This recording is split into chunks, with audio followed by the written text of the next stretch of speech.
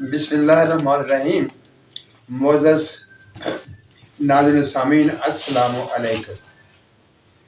दोस्त, हर video comments में इसी बात पर जोर दे रहे थे, वो नुगदा आमला वाली शंगरफ का बताइए, नुगदा आमला वाली शंगरफ का अगला अमल बताइए, उसे क्या करना है। वो मैं आज आपके सामने रखने लगा हूँ, लेकिन उससे पहले एक बात, आप वो तमाम दोस्त जो कि मेरी वीडियो को देख रहे हैं, मैं उनसे एक दरख्वास्त करने लगा हूँ कि मेरी वीडियोस में जितने नुस्खे मैं आपके सामने पेश किए हैं, उनमें से जो जो नुस्खा जिस साहब ने बनाया है वो बना है या नहीं बना है, वो कमेंट्स में मुझे बताएगा। लेकिन करना इस तरह है कि उस नुस्खे के औज़ान, वज़न वो बताकर कौन सा नुस्खा है, उसमें कौन कौन से औज़ान थे, और जो आपने बनाया और जो उसका रिजल्ट निकला वो आप मुझे लिखेंगे, ताकि मैं भी तो देखूं कि मेरे बताए हुए चीज़ें वो किस कदर आपसे बन रही हैं या नहीं बन रही हैं। कहाँ अगर नहीं बन रही तो उनमें कौन सा फ़र्क आता है।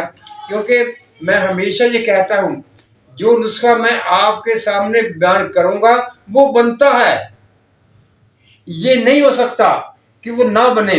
लेकिन फ़र्क ये तो ज़रूर पड़ता है, आपने अगर एक दफ़ा बनाया नहीं बना, दूसरा बनाइए, तीसरी दफ़ा बनाइए, और देखिए जब भी आप बनाएंगे उसको बाद वैसे ही नहीं बार बार बनाई जाना, उसे को रिपीट करना नहीं। आपने जो नुस्खा बनाया उसकी पहले वो वीडियो देखेंगे, उसके मुताबिक उसको बनाएंगे। बनाने के बाद अगर बन गया तो फाबिहा, अगर खुदा न खास्ता उसमें से कोई कमी रह गई है, कुछ नक्स आ रहा है, तो आप दोबारा उस वीडियो को देखेंगे और अपने अमल से उस वीडियो में बताए गए अमल का उसका आपस में मुवाजना करेंगे। मुवाजना करने के बाद फिर देखेंगे कि मैंने उसी तरह किया या मुझसे कुछ फर्क रह गया, कोई कमी बेशी रह गई। जो कमी बेशी आपको नजर आए उसको दूर करके फिर वो बनाएं। मेरा बताया हुआ नुस्खा इंशाअल्लाह ताला बनेगा और जरूर बनेगा, क्योंकि मुझे इल्म है। मैंने अपने बनाए हुए नुस्खे आपके सामने बयान करता हूँ और मैं जानता हूँ जो मुझसे बन सकता है वो आपसे बन सकता है। हाँ, एक बात थी, अगर मैं नुस्खे के बताने में कोई कमी बेशी करूं तो वो मेरा कसूर है, वो मेरा जुर्म है। लेकिन अगर मैं उसमें कमी बेशी नहीं करता तो फिर तो वो नुस्खा बनना चाहिए। अगर कुछ कमी आती है तो, क्योंकि ये जैसे मैं अक्सर कहता हूँ, ये आग में बाग लगाने वाली बात होती है। उसमें मौसम का फर्क पड़ जाता है, आग का फर्क पड़ जाता है, चीज़ों के बनाने में फर्क पड़ जाता है। वो आप बनाएं, उसको वीडियो को देखकर फिर दोबारा आपसे तकाबल करें। अगर बिल्कुल सही है तो आपने उसी तरह से बनाया जिस तरह कि मैंने बताया था, तो फिर आप मुझको लिख दें कि मैं नुस्खा था वो बना नहीं बना, कौन सा नक्श रह गया उसमें। मैं ये चाहता हूँ कि हम एक दफ़ा अपने काम पर नजरसानी करें, उसका रिजल्ट देख लें, उसका रिजल्ट कैसा रहा है। क्योंकि आप भी जानते हैं मैं आम लोगों की तरह नुस्खे बयान नहीं करता, और ना मैं उनकी तरह ये कहता हूँ कि ये बन जाए तो बन जाए, ना बने तो ना बने। मैं कहता हूँ कि मेरा बताया हुआ नुस्खा बनेगा, मैं उसकी जिम्मेदारी लेता हूँ और उसको बनना भी चाहिए। अब अगर वो नहीं बन रहा तो हमने वो नक्श ढूंढना है कि उसमें वो नक्श कहाँ पर वो नक्श आता है कि वो नुस्खा नहीं बनता। मेरा ख्याल है, मैं जो चाहता हूं, मैं ये चाहता हूं कि सिर्फ हम बातों तक ना रहें। अगर मैं अपना वक्त जो आपके सामने वक्त लगाकर वीडियो बनाकर आपको पेश कर रहा हूं, आपके फायदे के लिए बयान कर रहा हूं, और अगर आपको फायदा नहीं हो रहा तो मेरा इस काम का क्या फायदा हो। फिर तो ये छोड़ देते हैं, अगर नहीं बनती ये तो आपका भी वक्त जाए, आपके भी पैसे जाए, मेरा भी वक्त जाए, ये तो फायदा तो ना निकला हमने कोई भी। लेकिन हमने अपना वक्त भी जाया नहीं करना और अपने पैसे भी जाया नहीं करने, हमने इससे कुछ सीखना है, कुछ बनाना है। आइए अब नुस्खे की तरफ चलते हैं।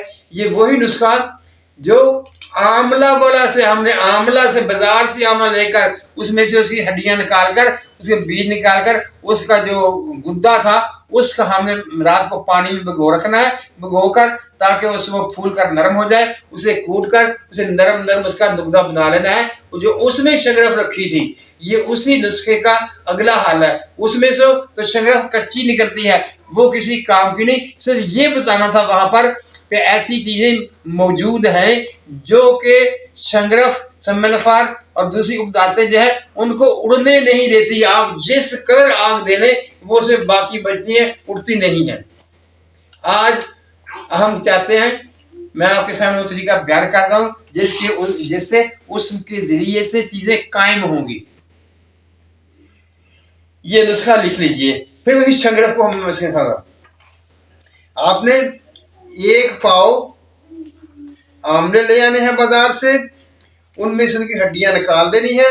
उसको रात को पानी में भिगो देंगे। बहुत ज्यादा पानी भी नहीं डालना है, इतना पानी डालना है कि वो तर हो जाए और सुबह तक वो नरम हो जाए। सुबह उठेंगे, उसको कूटेंगे, कूट कर उसका नुकदा सा बना लेंगे। अब आपने शंगरफ लेनी है। शंगरफ आप 10 ग्राम भी ले सकते हैं, 20 ग्राम भी ले सकते हैं, वो आप जितनी चाहे वो ले लें। और इसके साथ आपने पुटकंडे का नमक लेना है। उसको खरल में डालकर उसे पीसेंगे, ब्रीक करेंगे, उसको अलग कर दें। फिर आपने 5 ग्राम सम्मेलफार लेना है।